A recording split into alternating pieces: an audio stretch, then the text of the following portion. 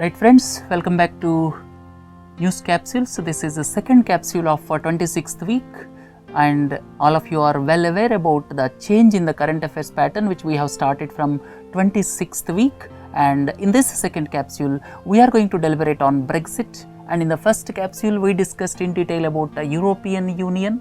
And now in the second capsule, we are deliberating on Brexit. What exactly is exit of Britain from European Union, and at the same time, its fallout on the world markets and its effect on Indian markets. These things we are going to deliberate in this Brexit, right? So the saga of entry and exit of United Kingdom.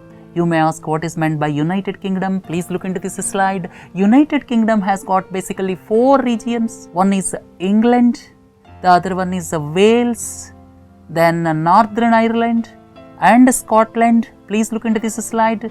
This United Kingdom primarily constitutes 4 regions: Scotland, Northern Ireland, England and Wales.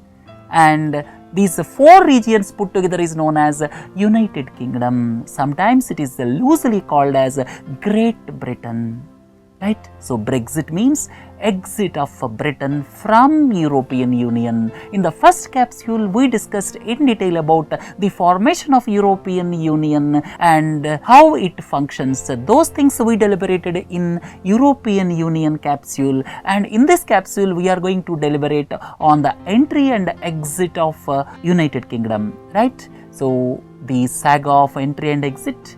In 1961, the then Prime Minister Harold Macmillan applied for the membership of the then European Economic Community, but France President Charles de Gaulle rejected UK's proposal. Then subsequently, once again in 1967, when Harold Wilson was the Prime Minister, UK tried for membership in European Economic Community. Again, de Gaulle rejected the proposal.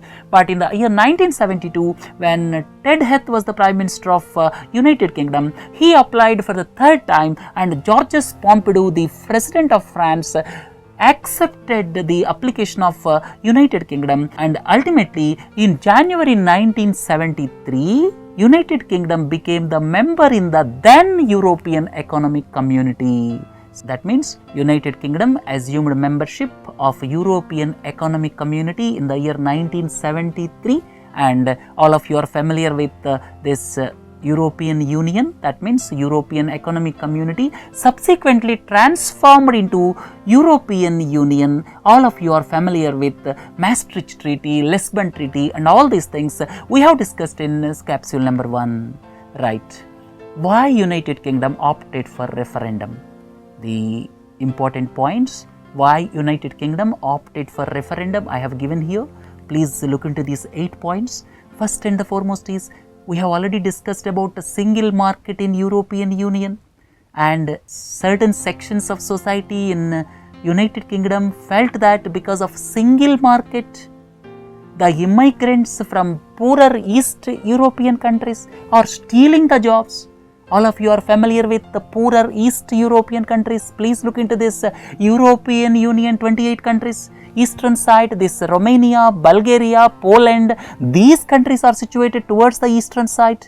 And these people are garnering the jobs from richer countries like UK. So there is a general feeling that the poorer East European countries are stealing the jobs of countries like United Kingdom. The second one is sensing the mood. The United Kingdom Prime Minister David Cameron, when going for 2015 elections, promised that he would go for referendum once he gets elected once again. So he got elected once again, and finally the referendum turned out to be the costly mistake for David Cameron. The third one is, some parties, especially United Kingdom Independence Party, highlighted the issue, blaming immigration policies of European Union responsible for job losses and stagnation in wages. That means wages are stagnated and several job losses are taking place, and this United Kingdom Independence Party during the elections highlighted this issue and it blamed the immigration policies of European Union, and poorer nations are garnering various jobs in richer nations. The fourth one is nationalist sentiments and anti-globalization sentiments are growing across the nation, especially in the marginalized sections of society.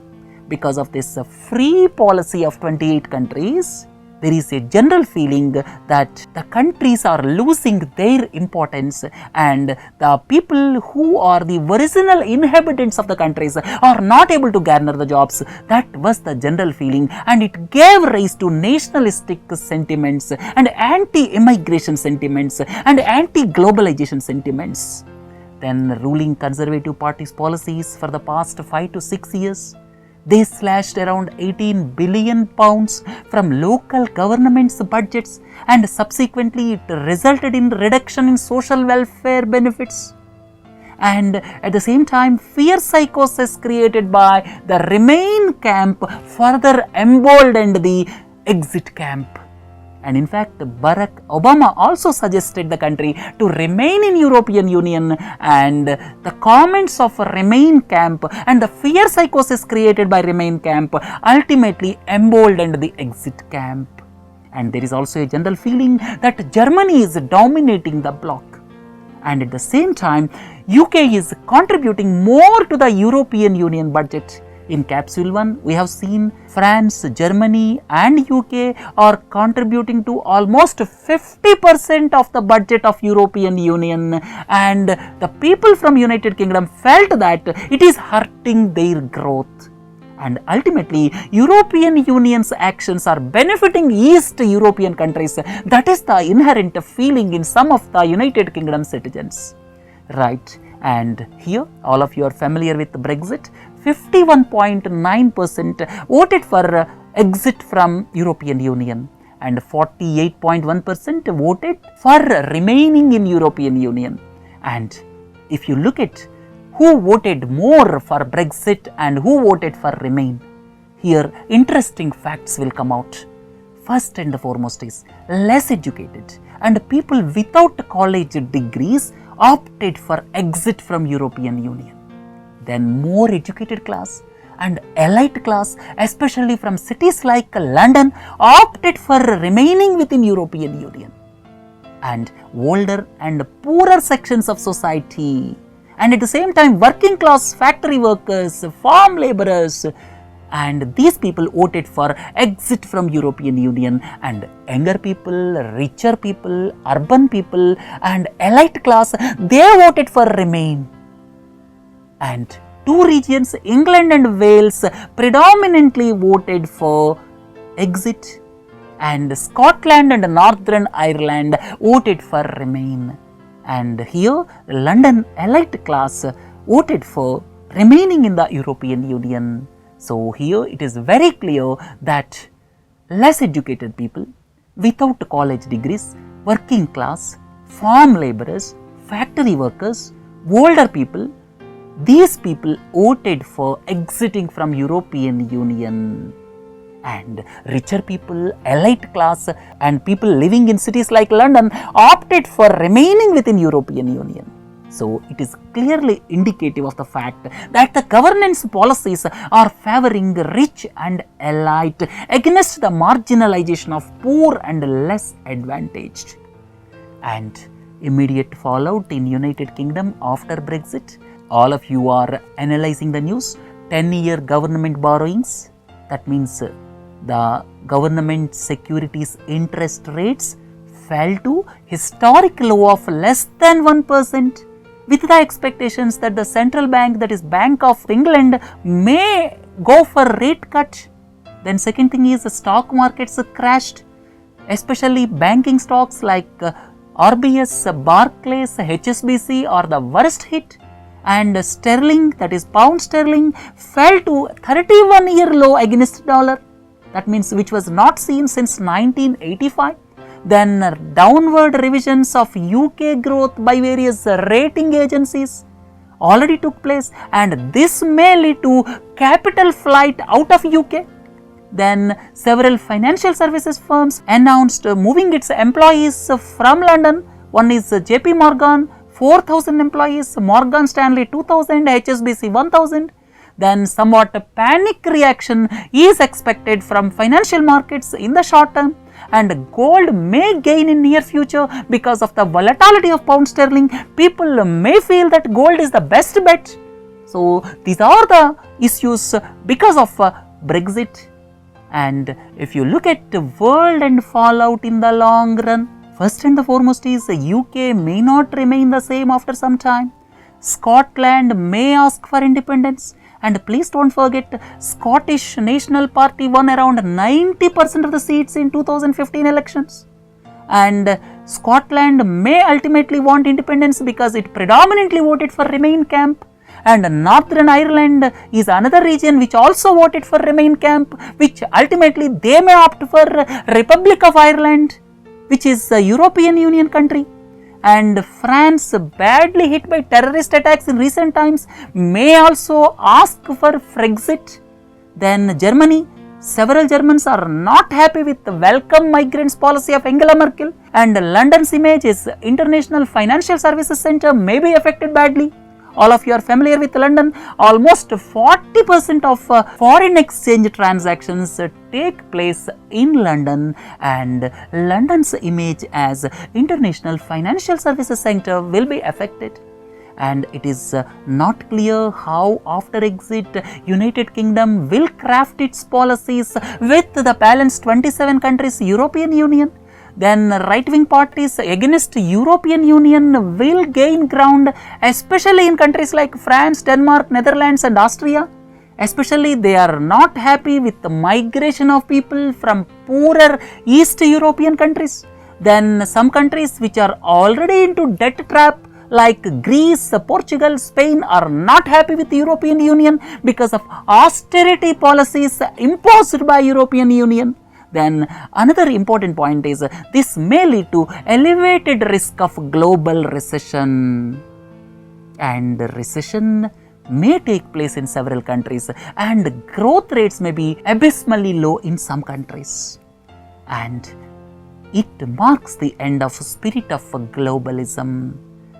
That means protectionist tendencies, anti-globalism forces and anti-immigration forces may take upper hand in future. And what about India? India in overall terms may be moderately affected as the total trade with the United Kingdom is less than $15 billion. Our exports to UK are around $9 billion and our imports from UK are around $5 billion. Total trade is less than $15 billion. It is around 2% of India's total global trade. So there may not be much impact on the trade India has with UK. Second one is firms like Tata Motors may be affected because of its exposure in UK. Tata Motors has got exposure in UK because of Jaguar Land Rover, and it is manufacturing these cars in UK and exporting to other countries, and the predominant operations of Chorus Steel of Tata are also situated in UK. Then software firms like Infosys may be affected in UK. Then India need to have a relook at broad-based trade and investment agreement. All of you are familiar with BTIA. BTIA is a trade-related agreement between India and European Union, which discussions are going on since 2007. And so far, India is treating UK as the springboard for investments in European Union countries, and Indian companies or corporations has to revisit certain policies and should think about relocation to other countries. So, India will be only moderately affected. There will not be much effect on India. And what it signals to the world as a whole, Brexit gives a glaring message to the world. First and the foremost is widening gap between haves and have-nots. The gap is widening. Second is marginalized sections feel that the fruits of globalization are enjoyed by only certain sections of society. And it is beginning of anti-globalization era, anti-immigration era. and this gives a glaring signal to the world as a whole, and there is every likelihood that nationalist sentiments, anti-globalization sentiments, anti-immigration sentiments, anti-trade sentiments may increase in the near future in various countries. So there is a much wider global message in this verdict of UK people for Brexit. So all the countries have to learn a lot, especially globalization fruits are enjoyed by only certain sections of society. So the gap between haves and have-nots is increasing. So that is the clear message to the world. Right friends, with this let us conclude Brexit. Have a nice day. Thank you.